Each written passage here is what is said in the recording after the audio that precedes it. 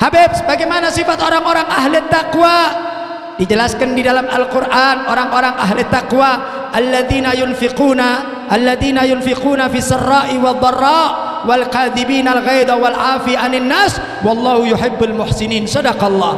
Syarat orang yang bertakwa untuk mendapatkan tiket masuk surga, yang pertama alladzina yunfiquna fi sarra'i wad dharra.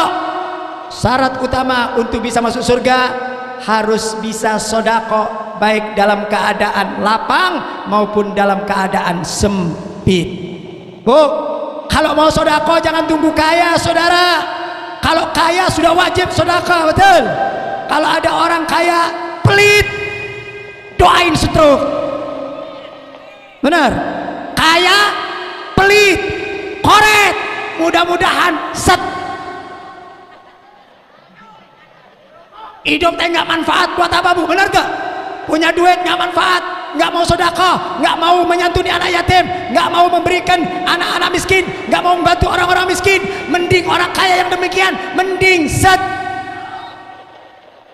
Ini kayaknya ngomong dikit, banyak yang kaya ini, kayaknya yang pelit ini, Bu. Benar gak? Jadi kalau ada orang kaya sedekah, pantas. Benar gak? Jangan pelit-pelit. Kalau sedekah yang banyak, kenapa? Pompong punya duit. Tapi di dalam ayat ini sodakonya bukan saja waktu kaya, bukan saja waktu lapang. Justru yang hebat itu ketika dalam keadaan miskin, ketika dalam keadaan nggak punya duit, tapi dia mampu sodako. Ini lebih baik daripada orang kaya tapi dia sodako, saudara. Masya Allah, betul, Bu? Betul. Jadi kalau mau sodako jangan nunggu kaya. Nanti kalau saya kaya saya akan bangun masjid. Pret. Benar tuh? Emang biasa orang miskin teh banyak khayalnya. Benar tuh? Nanti Habib doain saya, Habib. Kalau saya kaya jangan khawatir, Habib umroh tiap bulan gratis. Pret. Ngomong kayak gitu.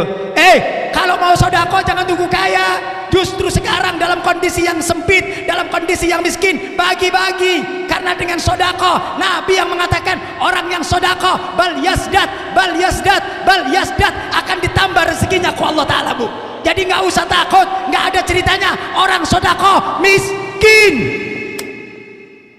Paham. Jadi kalau dimintain sumbangan untuk acara maulud entong pura-pura dongo. Benar ente? Mintain sodako, bapak-bapak begitu. Kalau ada kenceleng datang di masjid teh, begitu ujung dilihat kenceleng pura-pura molor di kenceleng lewat bangun deui. Benar teh? Korek. Masya Allah, orang jadi bakhil, Bu. Nggak ada ceritanya orang sodako jadi miskin kaya. Siapa yang ngomong? Habibina Muhammad. Yang ngomong Nabi Muhammad, bukan Habib Zaki, bukan Nabi Muhammad. Kalau kalian sodako, Nabi yang mengatakan bal yasdat 3 kali, diulang-ulangi ke Nabi. Kalau kalian mengeluarkan sebagian daripada harta kalian untuk sodako, Nabi yang jamin pasti ditambah oleh Allah Subhanahu. Jadi nggak ada ceritanya orang sodako miskin kaya, Bu. Yang berani sodako nggak usah takut. Benar nggak? Di kampung kita ada orang miskin sodako, Habib punya uang 10.000, bagi separuh ewang 5.000. Itu orang hebat. Punya uang 5.000, bagi 2.500. Punya uang 1.500 ewang. Benar gak? Itu orang hebat. Kalau ada orang kaya sodako biasa. Justru kalau ada orang kaya bakhil, kikir, koret, yang model begitu perlu disumpahin. Benar tak? Dia nggak sadar kalau dia jadi kaya itu karena berkat doa orang miskin. Benar? Mestinya dia bayar kepada orang miskin. Ada haknya orang miskin, ada haknya yatim piatu yang wajib untuk dibantu. Paham? Saya paling kesel kalau ada orang kaya bakhil korte. Benar nggak?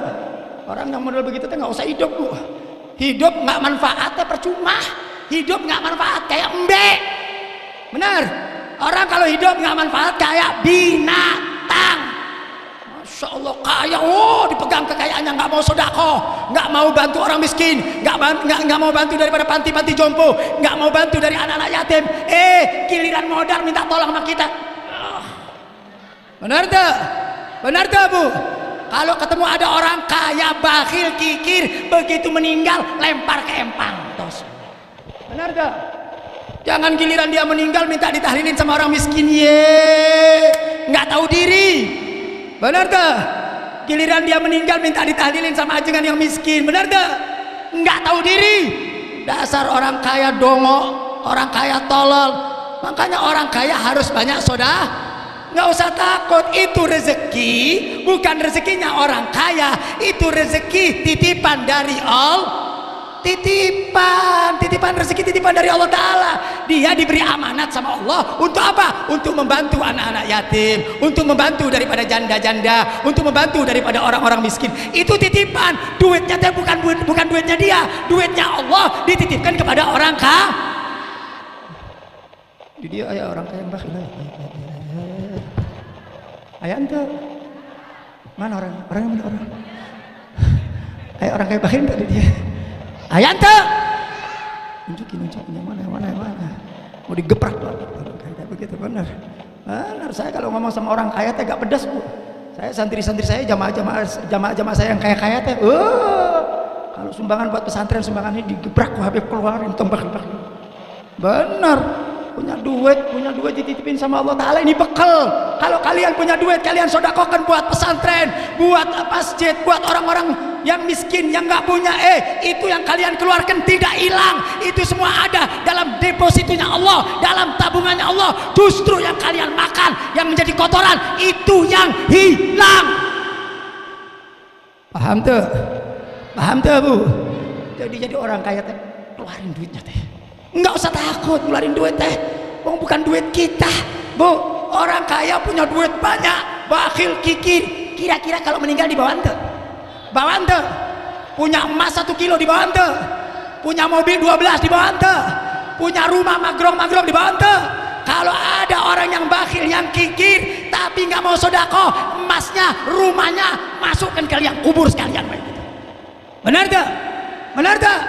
Supaya sadar jadi orang kaya teh syukur sama Allah Ta'ala. Kalau kalian ditakdirkan jadi orang kaya, syukur, banyak sedekah. Paham?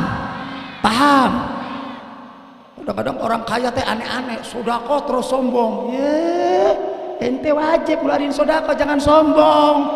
Itu yang bangun masjid teh saya, yang bangun jalan teh saya. Itu bukan duit ente, duitnya Allah dititipin sama ente. Benar gak? Makanya syarat utama untuk masuk surga, yunfiquna fis sarra'i wad dharra. Kalau kalian punya duit, kalau kalian punya harta, wajib untuk sedekah. Yang tidak punya harta, wajib sedekah sesuai dengan kadar kemampuan kalian. Sedekah bukan harus dengan uang, sedekah bukan dengan harus materi, tapi dengan pikiran, dengan tenaga, dengan apapun yang kita miliki. Niatkan sedekah kepada Allah, pasti dibalas ganjaran oleh Allah Subhanahu Ta'ala.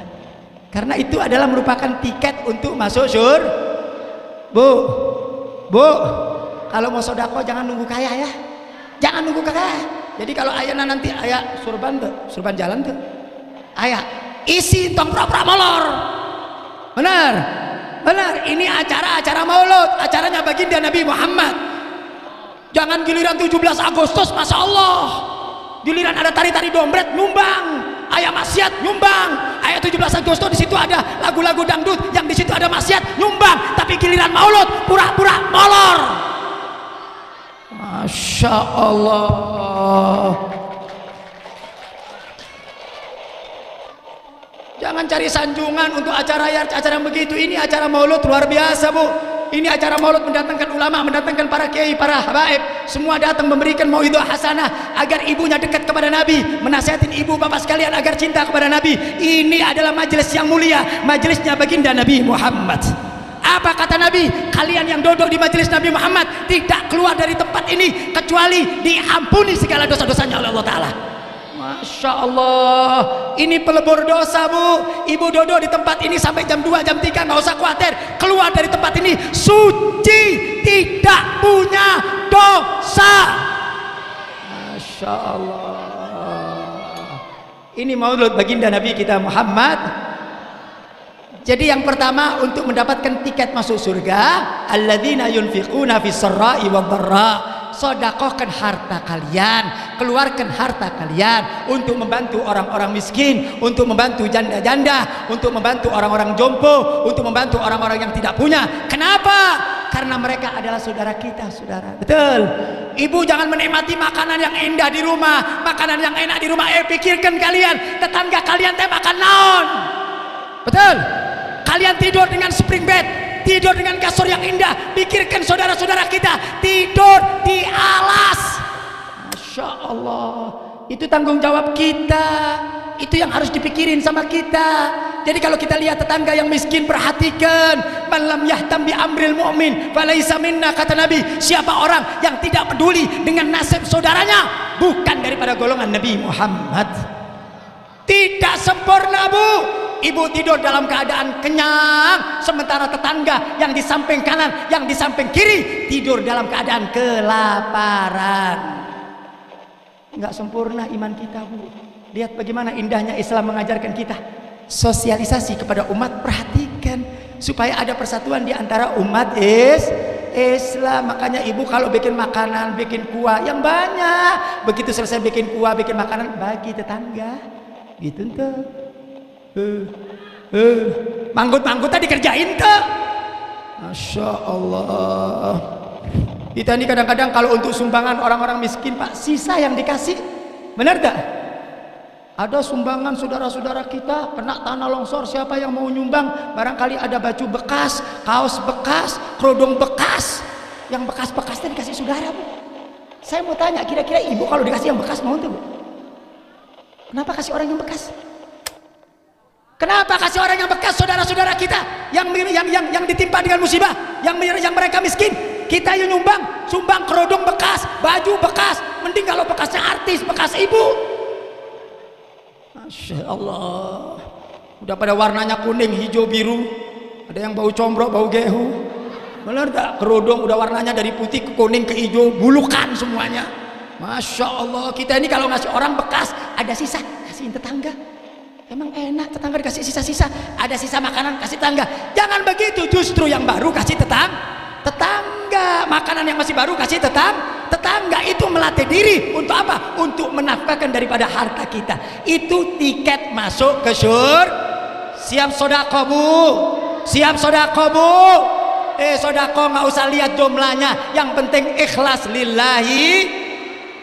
Mau berapa saja silakan, yang penting itu ikhlas karena Allah Subhanahu wa ta'ala. Jadi syarat utama, tiket yang pertama untuk mendapatkan daripada surganya Allah, sedekah dalam keadaan sempit maupun lapang. Kemudian yang kedua, alladzina yunfiquna fis sarra'i wadh-dharra wal kadzibinal ghaidz. Orang-orang yang mampu menahan kemarahan, Bu. Bu, ibu jangan suka marah-marah. Orang yang suka marah-marah cepat mati. Bener enggak? Orang kalau banyak marah-marah, tekanan darahnya teh besar. Akhirnya darah tinggi.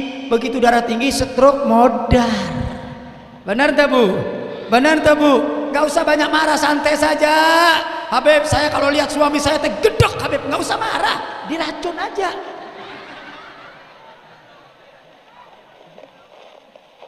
Jadi ngebunuh suami pakai tertawa. Gak usah teriak-teriak, gak usah. Suami pulang jam 2 teriak-teriak, jangan. Kasih kopi, berangkat. Benar tak? Wal kadzibinal ghaidha, tahan kemarahan, jangan dikit-dikit marah, dikit-dikit marah. Akhirnya umurnya nggak panjang, umur 40-50 tahun modar. Ajaran Islam teh luar biasa, Bu. Orang kalau sudah marah, detakan jantung itu kuat, Bu. Bener tak? Jadi detakan jantung itu ayat hitungannya. Tapi ketika dia marah, detakan jantung itu bertambah kenceng. Kalau nggak kuat-kuat, putus itu jantung, modar. Benar tak? Wal kadzibinal ghaidha, jangan suka marah, senyum saja, tenang aja. Ngadepin kehidupan teh santai-santai aja. Nggak usah riuh ngadepin kehidupan teh, santai. Hidup ini sementara, hidup ini nggak lama. Sebentar lagi kita meninggal dunia, betul? Ini hidup paling 60-70 tahun, wassalam, betul? Nggak usah dibikin tegang, bikin kehidupan teh santai, betul? Ini saya lihat ibu-ibu teh, Bu, banyak kan mikirin kehidupan. Kebanyakan marah, yang mestinya 40 masih cantik, peot. Kenapa? Banyak marah sih. Mestinya masih muda-muda, tapi karena banyak marah, banyak emosi, akhirnya jadi menua, akhirnya kulitnya jadi keriput, giginya jadi ompong, banyak penyakit. Akhirnya yang rugi kita. Betul? Habib, apakah orang tidak boleh marah? Oh, kata Imam Syafi'i, man istughdiba falam taghdab fahuwa himar. Siapa orang yang dibuat marah tapi tidak marah, dia sama dengan keledai. Jadi marah itu ada tempatnya. Para suami, mana teh suaminya teh mana teh? Suaminya teh di mana-mana teh ngumpet. Pokoknya pengajian yang paling unggul teh istri. Suaminya ngumpet di gang-gang. Saya nggak tahu ngumpetnya karena ketakutan atau apa. Wallahu a'lam. Para suami, jangan kalian suka marah kepada istri, betul?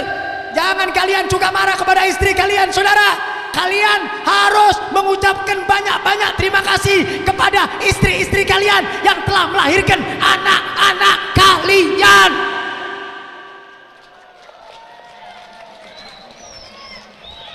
Saya ngomong gini teh mudah-mudahan tahun depan diundang, Bu. Makanya saya belain perempuan. Saya di mana-mana belain perempuan terus, Bu. Bener, saya nggak pernah belain suami, belain perempuan teh, Pak. Ya, makanya saya paling nggak suka kalau ada suami poligami. Kopret. Bener ente, punya istri satu aja riuh, satu tiap hari minum Paramek. Satu istri kita itu sama dengan 40 orang. Berat. Apa dikira punya satu teh gampang? Satu orangnya tapi gede. Satu orangnya tapi karakternya, tabiatnya luar biasa.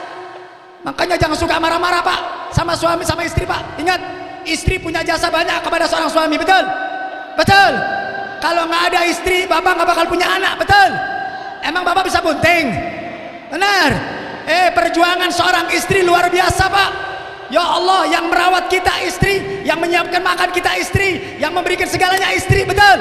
Yang menjaga kita istri, betul? Perjuangannya istri sangat luar biasa. Makanya seorang suami wajib untuk menghormati istri. Kata yang sana tuh, Pak, dengeken. Benar tak? Ibu-ibu mau ngomong sama suami nggak berani. Sekarang terwakili Habib yang ngomong. Wah, hidup istri. Masya Allah. Masya Allah. Pak, gara-gara bikin teh lupa gula marah. Gara-gara bikin kopi lupa gula marah. Gara-gara bikin makanan lupa garam marah. Itu masalah sepele. Wal kadhibinal ghaidha. Tahan kemarahan kalian wahai bapak. Jangan dikit-dikit marah, jangan dikit-dikit Anda memarahi seorang istri, karena terus terang jasa seorang istri sangat luar biasa, saudara. Coba rasakan, Bu, rasakan, Pak, ketika bapak nanti ditinggal oleh istri. Subhanallah. Bu, sekali waktu tinggalin seminggu saja. Masya Allah. Cuci piring sendiri, setrika sendiri, masak teh main cemplung sana cemplung sini, cemplung sana cemplung sini teh. Benar. Kalau nggak gitu Indomie. Ibu seminggu Indomie, bapak makan seminggu Indomie, Pak. Keluar udah jadi lalat kita aja, Pak. Benar enggak? Jasa seorang istri luar biasa, melahirkan anak-anak kita, mendidik anak-anak kita. Bapak bisa jadi ganteng, bapak bisa jadi bagus. Berkat siapa kalau yang bukan oleh seorang istri? Betul? Istri luar biasa, Pak. Ketika ada anak-anak kita masih kecil, umurnya baru bayi-bayi, ketika mereka merengek, menangis, yang bangun tengah malam siapa? Bapak apa ibu? Bapaknya kemana? Bener tuh. Sian ibu Pak jam 2 malam, si anak kita keluar kotoran, si bapak pura-pura molor. Bu. Bapak bersihin. Bener tuh. Tentang segalanya ibu istri. Masya Allah, betul tuh. Makanya jasanya sangat baik istri kita, saudara, betul. Makanya jangan masalah-masalah sepele, jangan marah sama istri. Urusan-urusan dunia, urusan-urusan kurang lebih sedikit nggak apa-apa. Istri bagian daripada kehidupan kita, betul. Karena istri kita manusia biasa, bukan malaikat, betul. Betul, Habib, saya mau cari istri yang sempurna, kawin sama malaikat. Nggak ada cari istri yang sempurna. Apa bapak kira bapak sempurna? Nggak ada. Artinya apa? Yuk kita berjalan seiring bersama, menghormati, menyayangi, mencintai dan melindungi istri. Sampai Nabi mengatakan, ma akramahunna illa karim wa ma ahannahunna illa laim. Seorang suami yang baik adalah seorang suami yang memuliakan istri. Seorang suami yang jelek, yang biadab, yang kurang ajar adalah seorang suami yang tidak memuliakan istri. Nabi yang ngomong, Pak. Jadi jangan sering marah sama seorang istri. Habib, kalau gitu kita nggak boleh marah. Boleh, asal marahnya sesuai dengan aturan syariat. Seorang suami boleh marah kepada istri. Kapan, Habib? Kalau lihat istri kita keluar nggak pakai kerudung, pegang ke kepalanya, jambak. Benar tak? Benar tak?